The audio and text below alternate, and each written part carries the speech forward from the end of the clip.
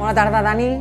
Veig que vens carregat, amb molta informació. Avui hi ha matèria, sí, sí. I a més em penso que vens a desmuntar alguns mites, no? Sí, avui sense pietat, directament. Anem a destruir el barri gòtic perquè el barri gòtic no existeix. O sigui, és així de dur, no existeix i la gent passeja per allà. Potser que els espectadors s'asseguin. Sí, sí. Primer que seiem i primer començarem amb la versió més original, diguéssim, i parlarem del barri gòtic. Què fa la gent quan ve a Barcelona normalment?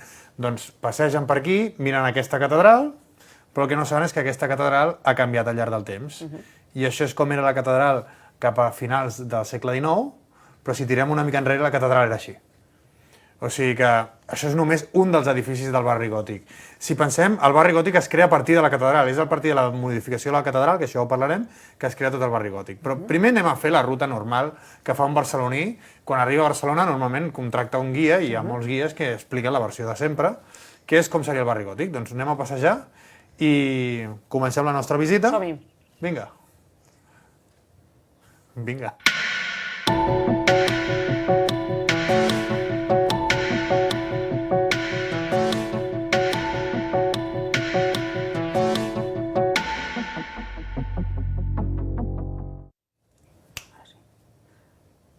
Vinga, Dani, comencem amb aquesta ruta que ens proposaves. Doncs bé, si anem pels carrers de Barcelona, el que és més típic és anem al barri gòtic, no, que és al centre, que allà sempre s'advent podrem veure molts edificis gòtics, Clar. i aleshores el que faríem seria, abans de tot, doncs, anem a mirar coses, no? Mirem la catedral de Barcelona, per exemple, podríem anar a veure altres símbols, la catedral de Barcelona és de les més típiques, no? Si comparem amb Santa Maria del Mar, aquesta té molta més càrrega, per tant, seria l'edifici gòtic per excel·lència per visitar. Podem veure altres coses, també si anem donant la volta, els llocs més típics són el carrer del Bisbe, als seus voltants. Per exemple, si anem al carrer del Bisbe, tenim un pont, abans d'arribar al carrer del Bisbe, tenim una espècie de pont que és com un arc, això seria l'aqueducte medieval de Barcelona, el que porta les aigües cap a Barcelona, un dels pocs trossos d'aqueducte que existeixen a les ciutats catalanes, i després si entréssim cap a dins ja faríem la ruta més típica, entrant pel carrer del Bisbe i veuríem el magnífic pont medieval. Jo he vist calendaris on posa barri gòtic, segle XIII, i apareix aquest magnífic pont. A part, al costat tenim la Casa dels Canonges, que també té unes finestres gòtiques molt impressionants, però això sí hem d'anar en compte, perquè si mirem sota el pont, trobarem que hi ha una calavera. L'heu vist alguna vegada o no, la calavera? La tortuga ens hem fixat. Sí, doncs aquí hi ha una calavera, si l'heu vist, ara mateix per la tele també compta, us morireu. Vol dir que si no la mireu, segons la llegenda, sou immortals. O sigui que fins ara ja us he fastiguejat la vida a tots. Però això sí, hi ha un antídot, que és el que deies tu, que és la tortuga que hi ha a la Casa de l'Ardiaca. Si anem a la Casa de l'Ardiaca, perquè veiem que té un punyal, que també diuen que si el treu s'enfonsa el barri gòtic. O sigui que millor no ho provem. Si anéssim després a la Casa de l'Ardiaca, que és l'arxiu, veurem que hi ha una bústia, que és molt simbòlica, una bústia també medieval, que hi ha una tortuga en aquesta bústia. Si ens fixem, la tortuga està molt gastada i és perquè tothom la toca. Si toques, diguéssim, la cosca d'aquesta tortuga, doncs el malefici se'n va. Doncs bé, així podríem seguir fent voltes i podem anar, per exemple, a la plaça Sant Felip Neri, que la plaça Sant Felip Neri tothom diu que és una plaça on mai ha passat el temps, una plaça on, a més, els republicans van estar afusellant capellans contra aquesta paret i, per tant, ens queden totes aquestes marques diguéssim, que ens parlen d'aquest passat tràgic d'aquest lloc. Doncs bé, això que hem estat fent fins ara, tot el que he dit és mentida. Ciència-ficció. Tot és mentida i és el que més es repeteix dia rere dia, i molts barcelonins tenen aquesta visió integrada de Barcelona, que és la típica cosa que ve algú de fora i l'expliques. Doncs del que he dit no hi ha absolutament res que sigui veritat. Però, si més no, us continuo explicant.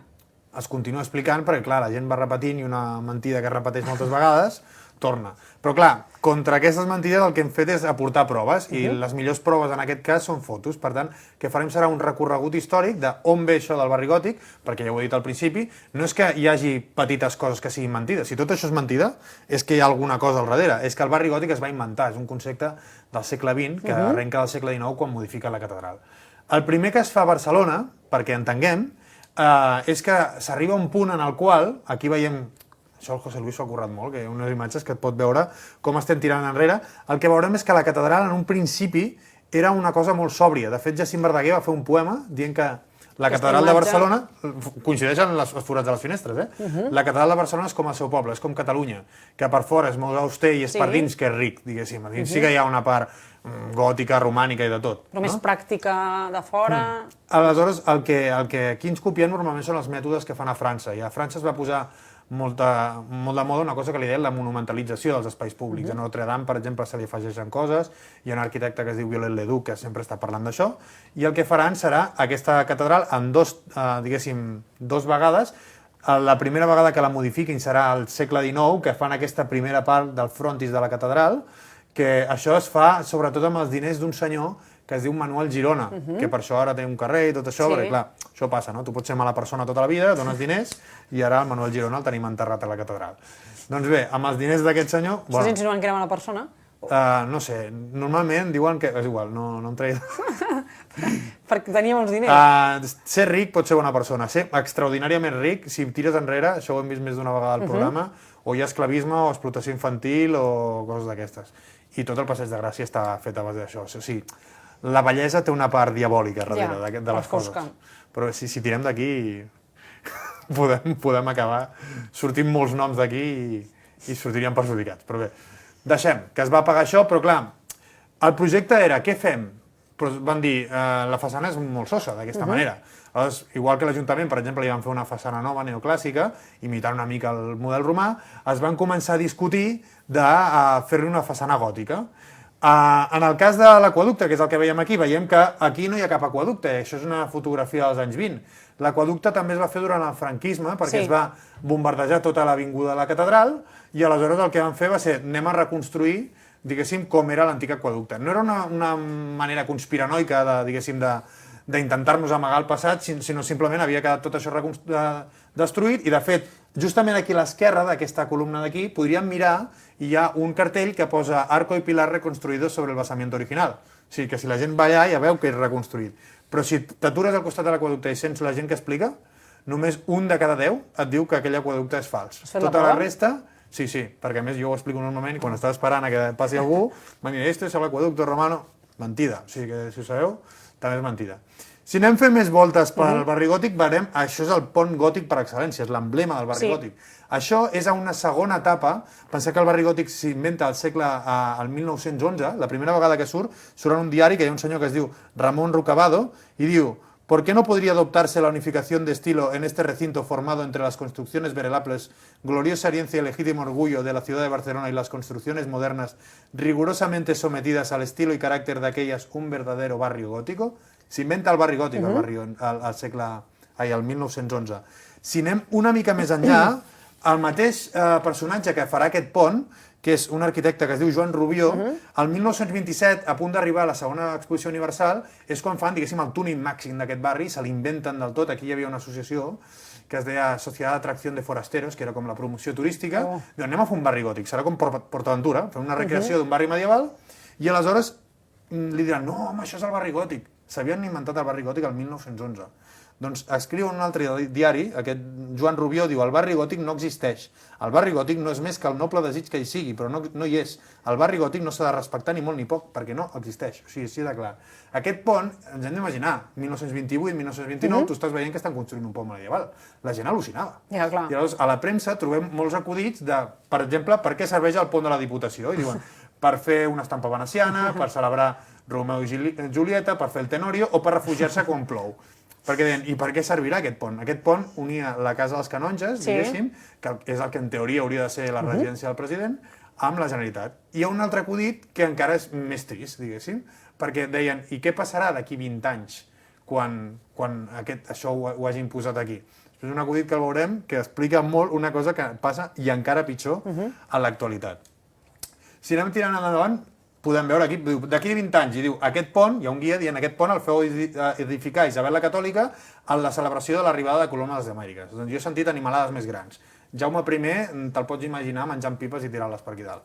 I aquest pont, hi ha gent que és viva i ha vist aquest carrer sense aquest pont. O sigui que de gòtic no en té res. O sigui que no ens preocupem per la maledicció aquesta del pont, perquè no passa res.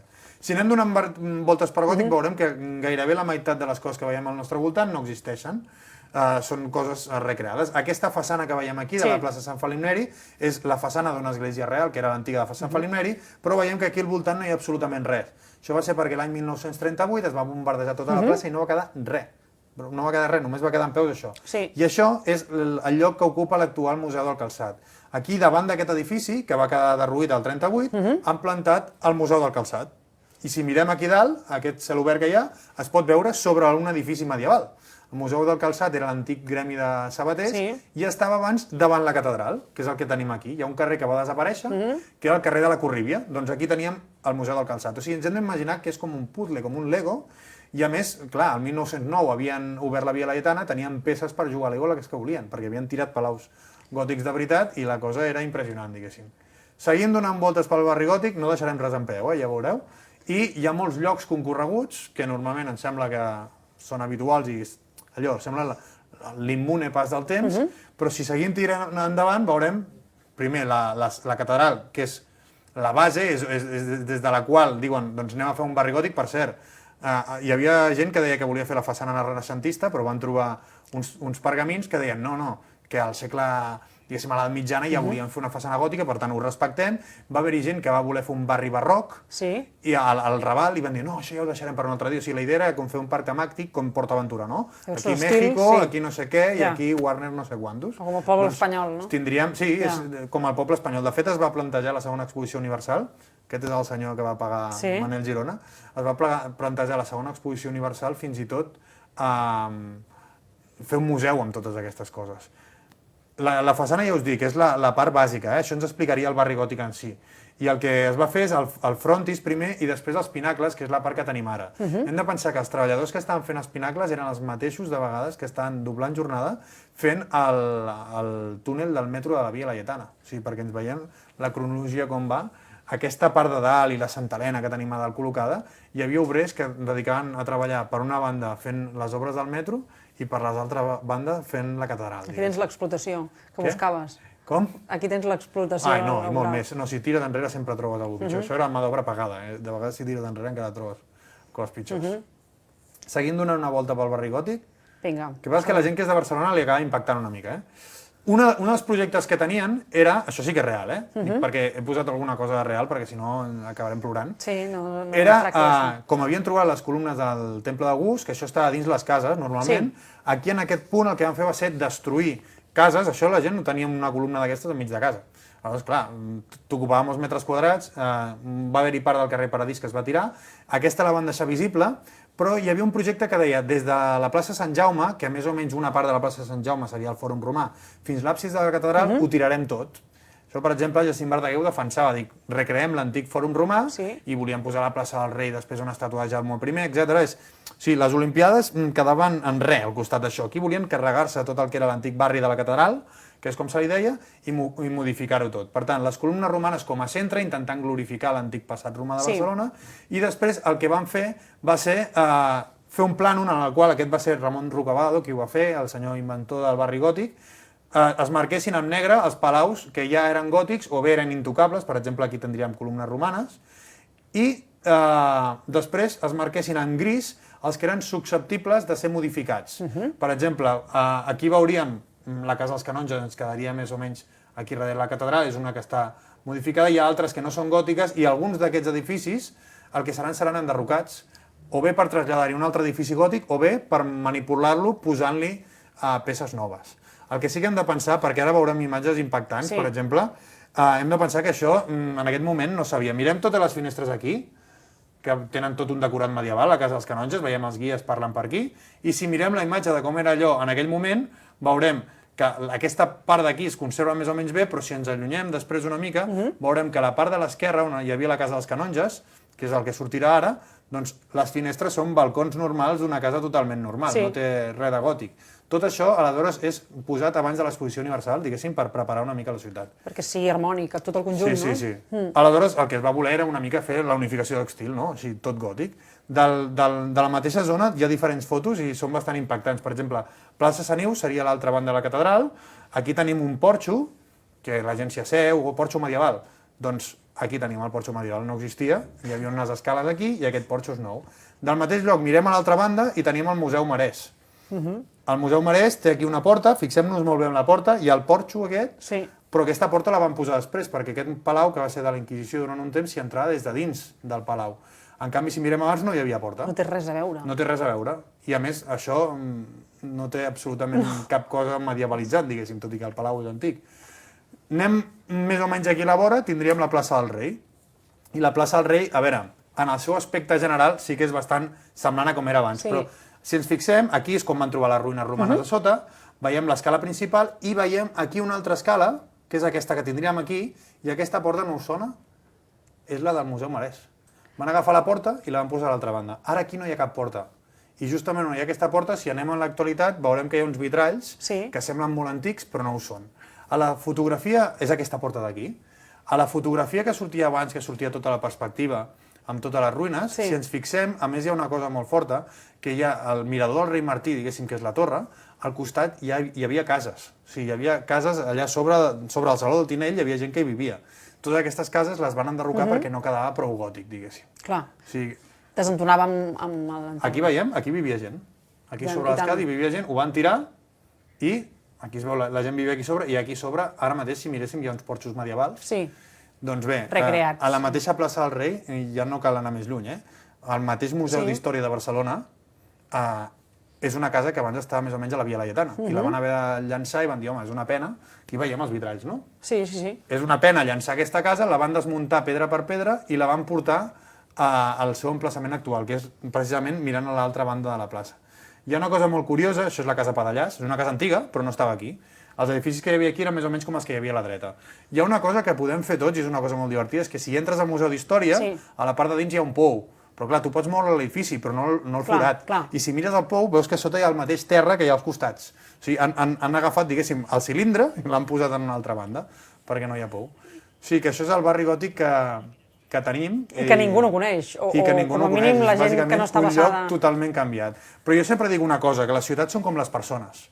Amb les ciutats tenim una relació molt semblant, les persones. Tu una persona la coneixes molt, la pots estimar molt o la pots odiar molt. Jo sempre comparo, quan entres a una ciutat de cop, pot ser com la primera vegada que ve un noi o una noia nova a classe, que pot ser que t'encanti o pot ser que et caigui malament, i després, si t'encantava, veus que també té les seves coses i que és igual que la resta de persones de la classe, i si et queia malament, al final acaba sent el teu millor amic. Però quan comences coneixent a la gent, quan la coneixes més, i si fins i tot ja saps els seus defectes, jo el que dic, la diferència entre un amor d'estiu, allò de ai, que maco o que maca aquesta noia, és que a Barcelona, si després de destrossar-la, si després d'aquesta secció encara us agrada, vol dir que és un amor, diguéssim, de veritat. Moltes gràcies, Dani.